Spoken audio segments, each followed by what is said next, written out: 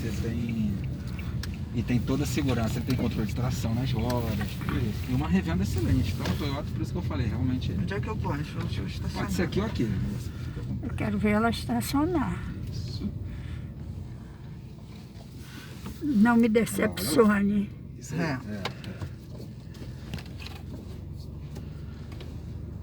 Ah, tem que ter o negócio de ré também. Que eu Aí gosto. já estaria aqui, ó, tá vendo? Ah, eu gosto disso. A senhora também dirige? Não. Não. Nem carrinho de feira. Eu sempre... Essa daí... Ah, de feira, meu filho, isso aí eu entendo, tá?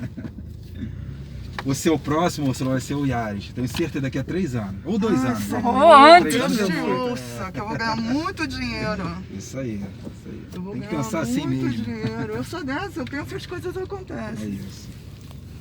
Tomara. Amém. Pode vir devagarinho. Ela tá amando o Beto carro. Também tô gostando, é bem Essa confortável. você vê também a linha, tá vendo? Aqui a linha ainda tá Vendo aqui. eu? Não, ali eu tô vendo, mas eu tô olhando aqui atrás. Pode ir, devagar. Ah, Tem um negocinho vermelho ali. Por isso que eu gosto do... Algum apetrecho? Nem vi, né? É um... estacionou legal, viu? Qualquer coisa aqui já estaria ótimo. Eita, Aí tutuca. Parker, porque ele estacionou o carro.